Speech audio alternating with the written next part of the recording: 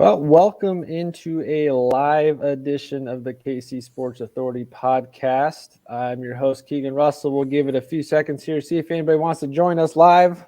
Hopefully, we get a couple. If not, hopefully, you guys enjoy this later. But we are going to talk some Chiefs football, of course, with it being Super Bowl week. And we're going to talk some legacies. See which Chief has the most to gain from Super Bowl 58, who's got the most at stake in regards to their future legacy. All that we'll dive into. And hopefully, those of you that do join us, feel free to hop in the chat menu on the side there, drop any of your takes, throw out any players or names that you guys think might be the person with the most at stake here. So give another second here, but fellas, it is Super Bowl week. We've got just a few days away until kickoff. How are you guys feeling? The jitters are starting to come through a little bit. I know I'm not playing, so I don't know what the jitters are for, but you start to feel that tension a little bit about, man, is it just Sunday? What's going to happen? So that's kind of where I'm at on this Wednesday night. Yeah, you kind of feel like you are playing, sitting in your living room with your heart beating so fast. But I don't know. Last Super Bowl was a chest pounder, so I'm always assuming the same, But I'm excited, man. I just can't believe we're back in 2 years in a row again. It's just wild. Yeah, it's two back-to-back times in our lifetime. We've now seen the Chiefs go to the Super Bowl twice in a row. So that's exciting. For those of you who are wondering where CJ is, CJ's got his own other podcast tonight. So I got Christopher with me and then my guy Alex Fazy. If you've been with us for the long haul, you've seen Alex before. It's been about a season and a half since we've talked Chiefs football on a podcast together, but I appreciate these guys joining me. But yeah, we're going to talk a little bit of legacy, which Chief, whether it's a player, coach, front office, whatever you guys want to get into. We're just going to talk about which guy has the most at stake this weekend as far as improving their legacy and which guy might have the most to lose if the Chiefs do somehow lose the Super Bowl this weekend. So I'm going to kick it to you guys to start off. There's a long list of players here, obviously the very obvious ones, but who wants to kick us off with the first person? Do you guys just want to start with Mahomes? Should we just start there? It's an easy one. That's the obvious one. And I brought a couple statistics to get into this with. Mahomes is in a special company already. He's already tied for fifth with 2 Super Bowl wins. And if he wins this weekend, he'll move into technically third all time with Troy Aikman at 3. And he's barely even into the prime of his career. So a lot of good company. He's already in there with both of the Manning brothers, Ben Roethlisberger, and he's ahead of a lot of other guys that haven't had a lot of Super Bowls yet. But this guy's only, 6-7 years into his career, and he's already playing for his 4th Super Bowl in 5 years. A long ways, though, still to catch up with Mr. Tom Brady at 7 there at the top. But Mahomes might have he's already got a Hall of Fame career. We can pretty much say that. He's got a Hall of Fame career. If he were to retire today, he's probably still a first ballot. But him going from 2 Super Bowls to 3 Super Bowls puts him almost halfway to Brady. That might be the guy who – I've got a couple other ones to add in, but this Mahomes might have the most to gain so far. Yeah, not only that, but I can't remember where I saw it. I think it must have been on SportsCenter the other day, but they were showing the all-time – I think it was – all-time Super Bowl passing yards, and he was in 6th or 7th or so. But the line was so close. It's like if he hit 300 passing yards in this Super Bowl, he's going to go from 7th to like 3rd or 2nd. So you're talking about one good game away from being literally him and Brady right there. Yeah, it's crazy just what this guy is. I think there is one player that has more to gain, and we'll get into that later. But I hope if the Chiefs, whether it's this Super Bowl or one down the road, whenever they win their 3rd, hopefully it's this Sunday, I just want Pat to quote tweet the Troy Aikman, call me when you have a 3rd of my rings. And, then he'll have 100% of his rings with, 150% of his passing touchdowns. If you remember that storyline from back in 2018 when Troy Aikman was a little salty that there was a lot of crap coming his way about Pat's 50 touchdown season. So that's kind of what I want. I know there's a lot of other historical things, but the petty Pat is what I want to come out of there able to get. There you go. Ring. Yeah, the Troy Aikman thing that still kind of gives me a chuckle. Mostly because I don't know. Troy Aikman, in my opinion, I don't want to sidetrack this conversation, but he has not really been relevant in a long time, and I don't think he's the best broadcast guy. I think ever since him and wow, I just went Joe blank Buck. there. Joe Buck kind of started slowing down and focusing. Joe started focusing more on baseball. I thought his commentary got worse and worse, and so I'm all for getting number 3 to tie him there, and then obviously to watch him get passed up here in the next year or two. So I think that's the best place to start there. Mahomes, I mean, he doesn't need another Super Bowl win to cement his Hall of Fame case, but now the conversation for him, just like anyone's going to have the conversation right now, is who's the all-time GOAT.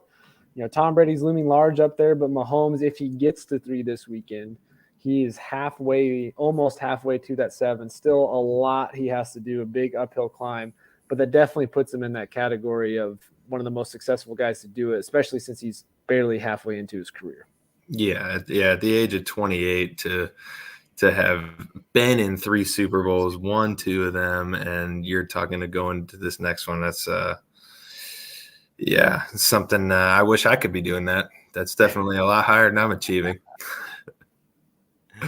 Oh man. So yeah, I mean, it's also too like where the reason I don't know, like Pat always has a lot to gain. Like 3 puts you in this rare league as Super Bowl wins, but I think a lot of people already have him on that Mount Rushmore. I think most fans now it would have Brady, Montana, Manning, and Mahomes. I think are 4 of the more popular. You know, Rodgers, Favre, there's other guys with arguments, but this win isn't going to put the Montana believers, isn't going to put him above Montana. And we know he's not. The Brady debate is going to go on forever, but it's not going to catch him to Brady. So I don't know. Like it's great, and it would be incredible to have 3, but I don't know how much it really does to legacy because he's kind of already grouped in that top 4, top 5 amongst most knowledgeable fans.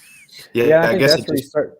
Go ahead. I'm sorry. Go ahead, man. Oh, no, you're good. I was just going to say, I think it probably just pushes him 1 Super Bowl closer to the legacy of obviously you got to win 3 to get to 7. Yeah, and I think that the conversation when you're talking with a lot of sports fans is you really have to decide how much do you value championships as part of the debate versus just all around talent, ability, skill set, and statistics. Because obviously, even if Mahomes never wins another playoff game the rest of his career somehow, he's still going to probably end up top 5, top 3 in almost every statistical quarterback category by the time it's all said and done. We've already agreed he's done enough to cement his Hall of Fame case, but I think that's where the conversation kind of shifts to is, like you said, Chris, the older crowd's going to say, well, he's still got to at least get to Troy Aikman's level with 3, and then guess what? Joe Montana's still sitting out there with 4. So I think that older crowd's still going to have the all right, let's see him get 2 more before we entertain the conversation. And then, of course, Tom Brady's so far away from where Mahomes is right now that, it's not likely he catches him. But if you were looking across the landscape over the next 20 years, who's in the best position to get there? It's probably still Mahomes. There's nobody else in the league that is capable at this point to get to that many. I mean, 10 Super Bowl appearances in a career is insane, let alone winning 7 of them. But yeah, I think that's where the conversation starts. That's a pretty easy one. We can come back to that later, see if anybody else wants to talk about that. But Chris, let me kick it to you. Who is the other guy you're thinking of that might have more to gain? I think it's Chris Jones, like honestly, because a lot of times, forever it was thought it was going to be Tyreek Hill and then Travis and Pat were going to be the trio. Well, Tyreek wasn't here last year; he's only got the 1, and so Chris Jones getting to that 3rd and being the full-on face of the defense for this dynasty run, I think will go a long way if he's kind of a fringe Hall of Fame guy at the end. You look at a guy like Richard Seymour, he's in the Hall of Fame. And you know why? Because he won 3 Super Bowls with the Pats. You look at a guy like even Ty Law, who I think is remembered a lot better than he actually was when he pulled up the statue. Like, he was a great player. Like, I'm not trying to diminish Ty Law, but having those 3 Super Bowls on those defense with the Patriots gives you a little bit of an edge, pushes you over the top, gets you into the Hall of Fame.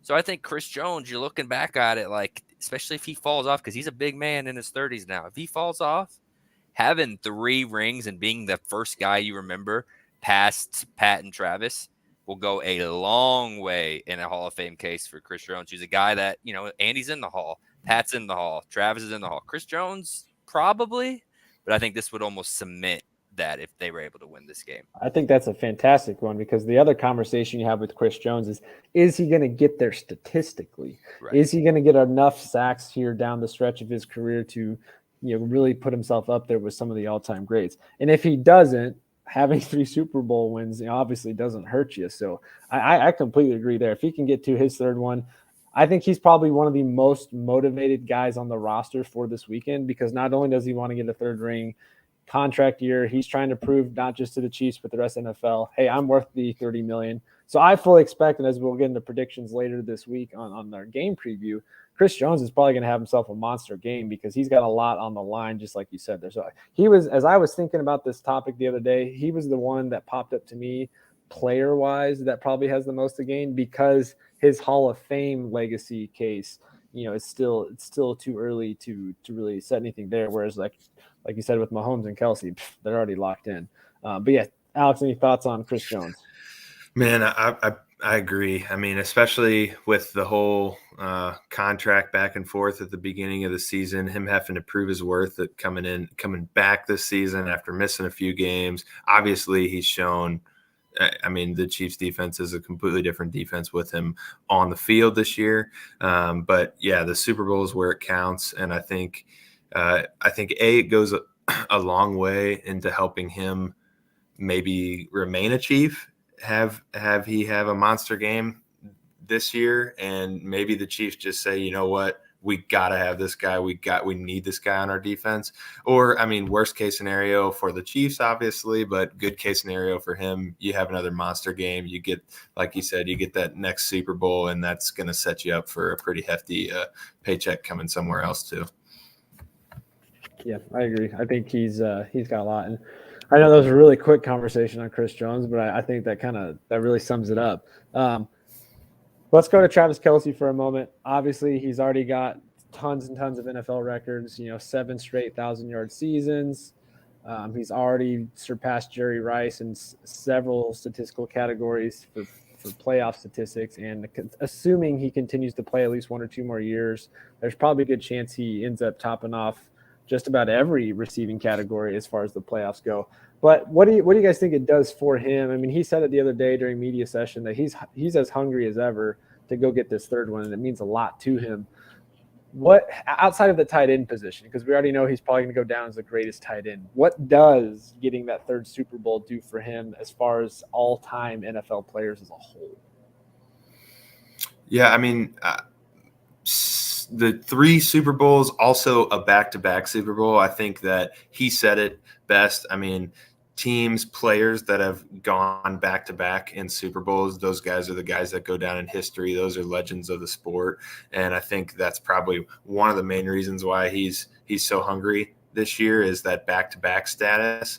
But I mean, just overall, it's just absolutely nuts that a tight end is beating receivers in categories for the NFL. So, I mean, I wouldn't have put him as high as, like you said, Chris Jones or Pat Mahomes, strictly because he's already kind of cemented that legacy. But I think that two-peat is something that he can put himself above any other people in that category of doing, and will cement that legacy.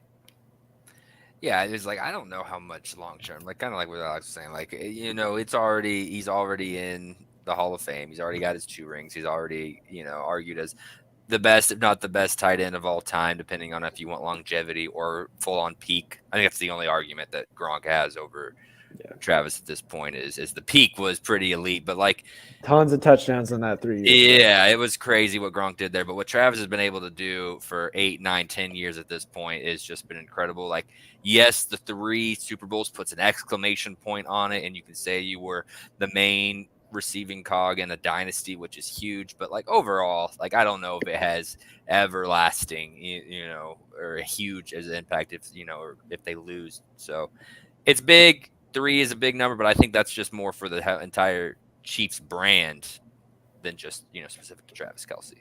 Mm-hmm. Yeah, with Kelce now, it might almost be more of just further cementing the statistics. He's 3 touchdowns behind Jerry Rice for the all-time postseason touchdown record, so that's big. And, is it likely he gets 3 in the Super Bowl? Probably not, but how crazy would that be if he did? So I think Be for him, great. yeah, it kind of comes down to it's just padding those stats here in the playoffs down the stretch, hoping he's got 1, 2, maybe 3 more years left in him. But Chris, I've got obviously I want to talk about Andy Reid, but before we get into his legacy, are there any other Chiefs players that we're not talking about? Obviously, those are the big ones. But any other guy you think on this team that, you know, with a strong Super Bowl and another Super Bowl victory could elevate, you know, his name in the NFL legacy realm? You know who Or Chris? You know who a weird one is who's not even playing or probably isn't going to be playing is Joe Thuney.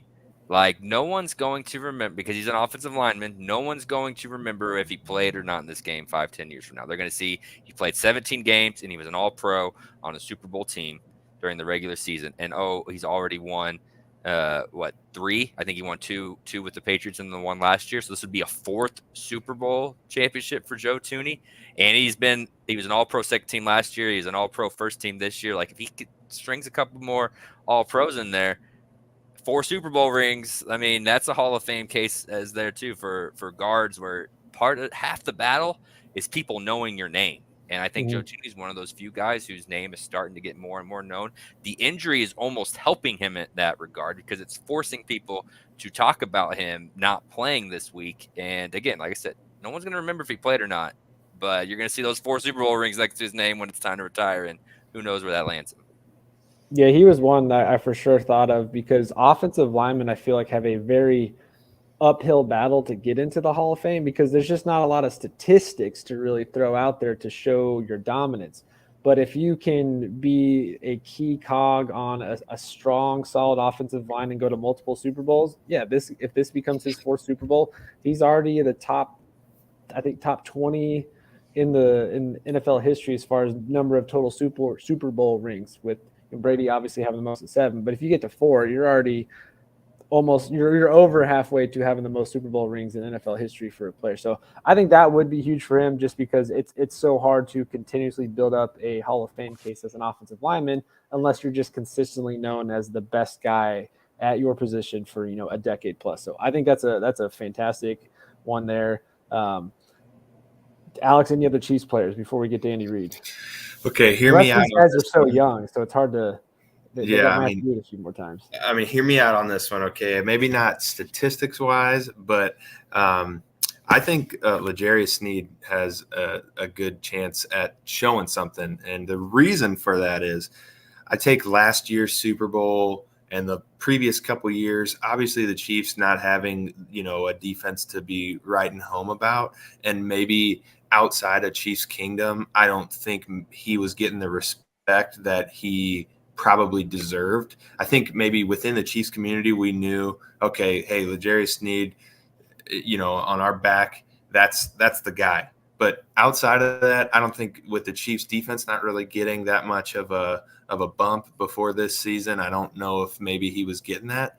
This year, I feel like I've been seeing a lot more, you know, ESPN, people talking about, hey, L'Jarius Sneed is locking up every number one that they're throwing at him. And I say, you know, you put him out there for this Super Bowl and he's locking up again. I mean, it'd be hard not for people not to be talking about, wow, he's really in the top of that defensive back, you know, safety type of guy in the back there for the Chiefs, you know. Yeah, and he's got a potentially big payday coming this offseason, whether it's from the Chiefs or someone else. So he's going to be spotlighted going up against one of the best receiving corps in the NFL, and he has a chance to continuously add 2 more names to that list that we've talked about on the podcast all season, that it's got some of the best names at wide receiver on that list that he's held in check. So, yeah, he definitely has a lot. Chris, what was your thought there? I was just going to ask, moving off from Sneed, but, like, is anyone think that Butker has anything to gain here? He's already 6th all time in points. He's 8 away from tying Gary Anderson for 5th, and the guys ahead of him are, you know, Vinatieri, Gutskowski, Mason Crosby. There's one. David Akers. I was like, I'm missing one in there. But, like, does it really matter for the kicker when you're already that high, when you're probably going to continue to slowly climb up that?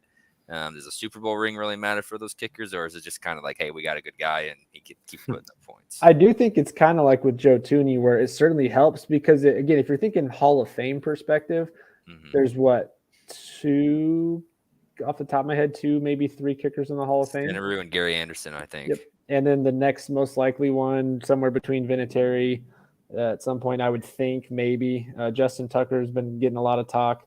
So I think the same thing with Tooney. If Buckner gets a third Super Bowl and maybe even gets a fourth one, I mean, how can you argue against that? As long as he's also partnering that with continuously rising up the leaderboard and not just playoff total points scored, but overall total points scored in his career. So I think that's a good one there. I mean, he's been Mr. Steady. He's been Mr. Consistent. Obviously the kicker, there's a lot more pressure on you because if you miss a kick in the playoffs, I mean, that just tumbles you down a ton of spots more so than, a player fumbling it or throwing an interception because they can make up for it later. But if you miss a kick, it's so much more hyped up in the moment of how much of an impact it has. So I think he has a good shot of continuously improving his case there.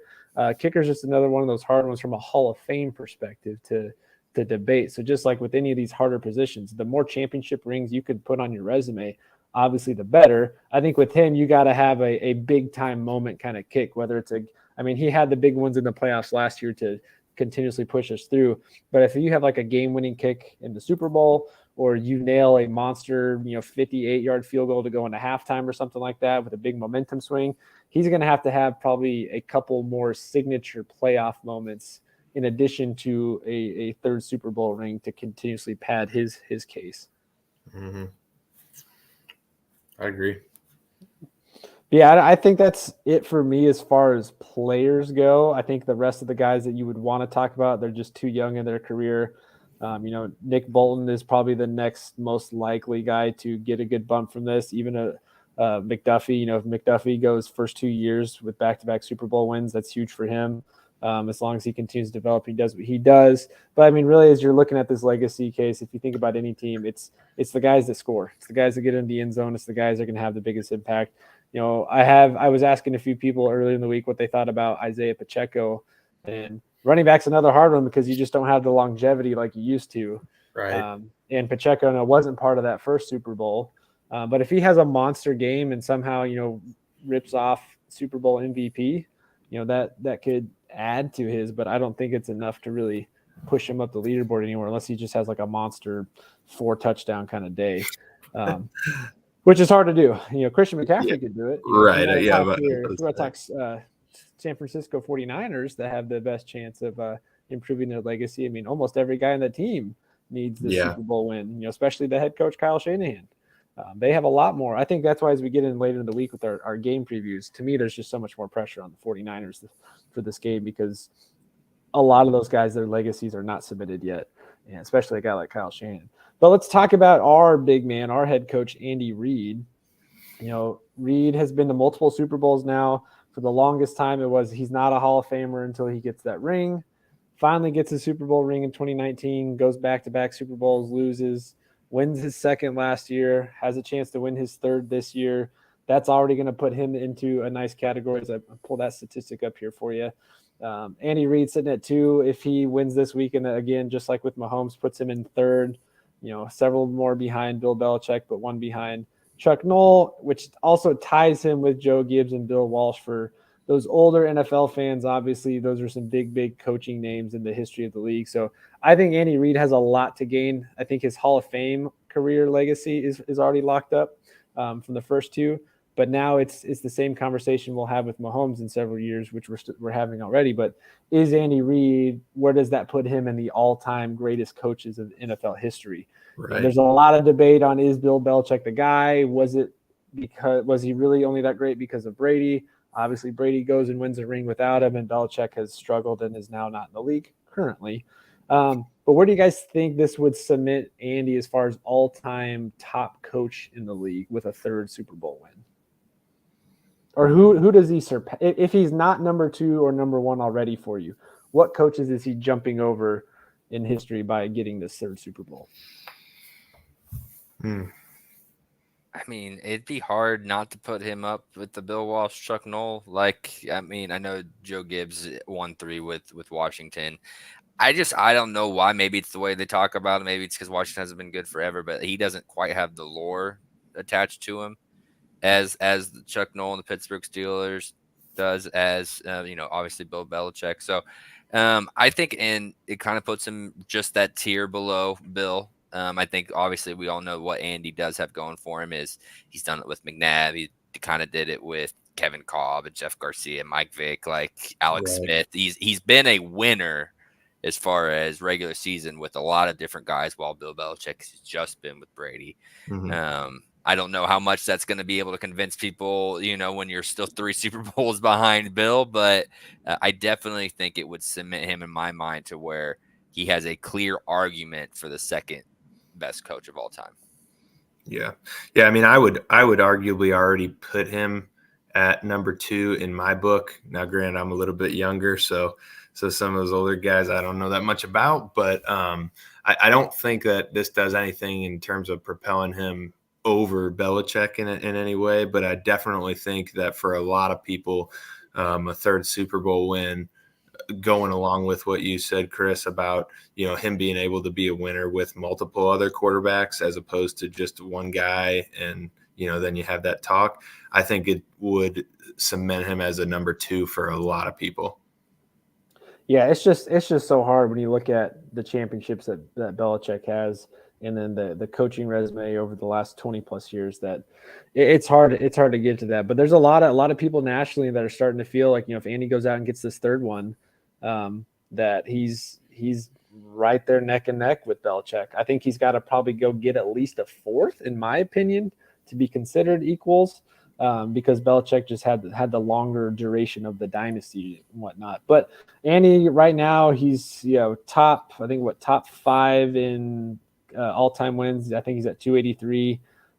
So he's still quite a ways behind Belichick, and he's not that much younger than Belichick. But if Andy can go on to coach another 7 to 10 years, which is a lot to probably ask for at this point. But if he can still rattle off 13 plus wins for the next 3 or 4 years, that's gonna put him dangerously close to top 2, top 3 with Belichick. And if he can get 1 or 2 more Super Bowls there, I mean that's something incredible.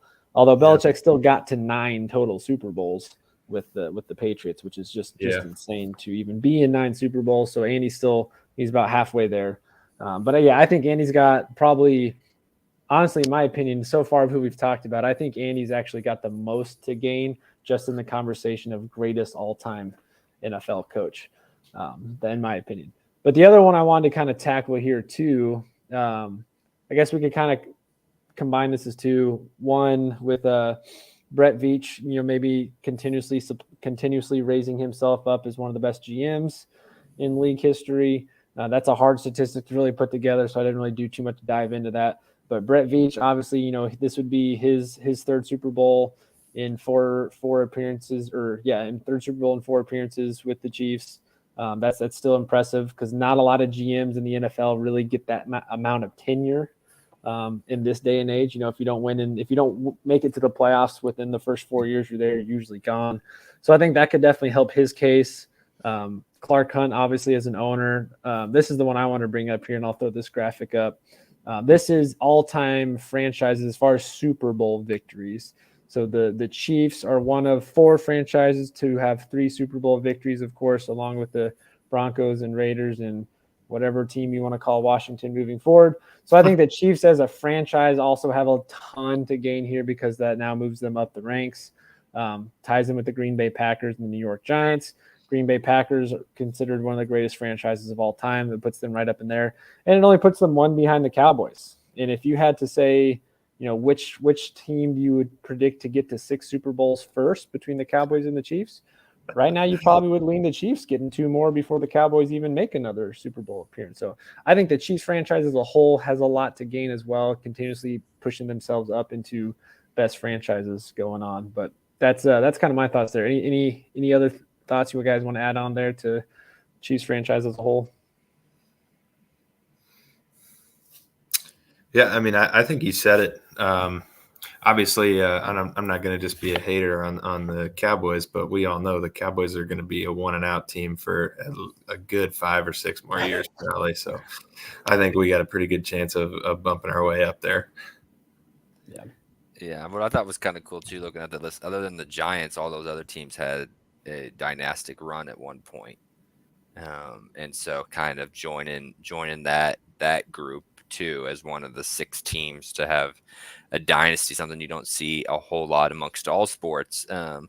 Is just, I'm on record saying that I already think that this is a dynasty because the winning and the conference championships and Super Bowl appearances, like, it's unlike anything. I know 3 is always the benchmark, but that's because a lot of the times these teams don't go to the conference championship or they miss the playoffs. And if you're talking about the 0-2 Patriots, like, and some of those Steeler teams that won, 4, like, this has been an unprecedented amount of winning and playoff success combined to where I think it's a dynasty. But I get that if you're a more traditionalist or if you're just a hater, you're sitting there being like, gotta win 3, or you gotta win back-to-back, or you have these things that every other team hit, even though none of the other teams hit some of the marks the Chiefs have hit.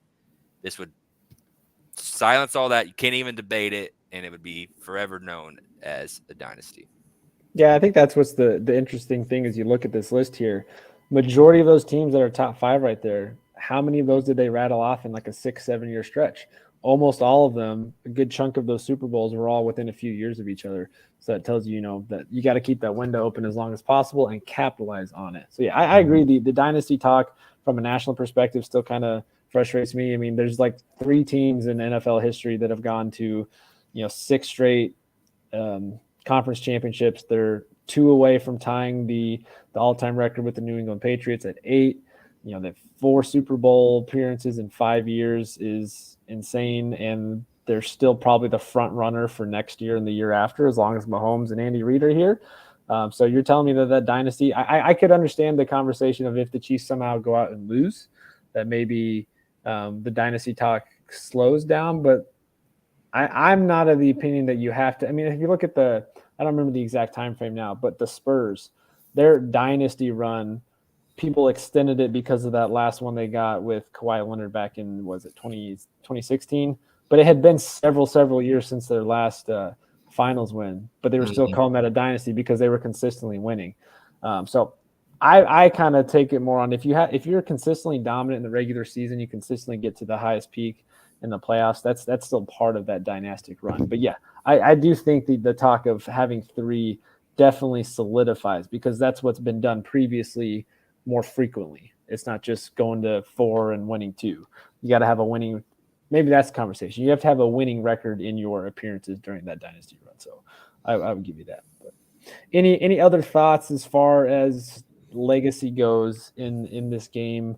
Any other things you guys want to throw out there? Because that's all I really wanted to cover in this one. I know we've got tons and tons we could talk about the game, which we'll do later in this week, but wanted to try and break down all this content into multiple episodes this week, so we're not sitting here for hours on end like we could easily do. No, man, I think we covered it all. Like, it's a big game. I really, really do believe Chris Jones has the most legacy on the line. I know some people are going to argue Pat. I just think his Hall of Fame case would almost be cemented with that, while Pat's already on the Mountain Rushmore. Sure, you do a little bit better job of going to the top of the mountain, but that Hall of Fame tier, I think, is a big thing to break through. Yep. Alex, any final thoughts from you? No, I think I agree. Yeah, I mean, Chris Jones seems to be the guy. Obviously, like you said, Andy Reid pushing his way up there, and then just the Chiefs as a whole making their way up at least into that top 5. I think is something that's going to at least keep us in the talks for those top franchises. Yeah, I mean, I'm just really excited. I'm excited to be here, excited to be back to another freaking Super Bowl. Honestly, when I first, started watching the Chiefs, I figured I'd probably see like one every year. I'm like, I gotta go do everything for this, because you never know, you might not be back. And then look at that, we're back again. And we're back again. Yeah, it's a great time to be a Kansas City fan. It's just crazy to think, as a Royals and a Chiefs fan, you went 30 years of disappointment and playoff loss, and then in the last, I know the Royals are still struggling, but hey, Bobby Witt Jr. signed a 14-year extension, which we haven't gotten into yet. But Chiefs have been on a tear the last 6-7 years, even before Mahomes. I know they didn't quite get to the mountaintop with Alex Smith, but it's just great to see a franchise that is consistently at the top year in and year out, because as a KU fan, that's all I've grown up with in KU basketball is dominance, being at the top. So the fact that the professional team around me is also doing the same thing and getting the attention it does nationwide is pretty cool. But yeah, they've got a lot they could cement this weekend as a historic franchise, go out and win another one for the Hunt family. That would be fantastic. Shut down all the critics and the haters who are starting to see the Chiefs as the villain. I don't think they quite get the villainous feel that you got with the Patriots, or even how the Warriors turned into be with once they got Kevin Durant, because this team's still pretty likable. You've got two guys that most NFL fans, general NFL fans, love: Travis Kelce and love Patrick Mahomes. I don't think they're tired of him yet. So a lot on the line this weekend. Like I said, we'll cover some more of the Super Bowl later this week. We'll have our official game preview later on this weekend, and then we'll also get out some of our Super Bowl bets. So still plenty to come this week. There's a lot going on. So thank you for the couple of you that joined us live. Hopefully those of you that catch this later, leave your comments in the comment section below of which Chief you think has the most to gain this weekend as far as legacy is considered, or any other comments you have about the game. Hopefully you guys that are checking this out, if you haven't done so yet, go ahead and hit that subscribe button, because we got a lot of great content going on right now from Chiefs, Royals, NBA, KU, football, basketball, baseball. We're about to explode with sports content right now as NFL wraps up, NBA picks up, March Madness is on the horizon, and baseball season is about to start. So a lot going on. Hit that subscribe button so you guys can come back and check out everything we have going on. Until next time, guys, so thank you to Chris and Alex for joining me. And as we like to wrap everything up, go Chiefs. Go Chiefs, baby.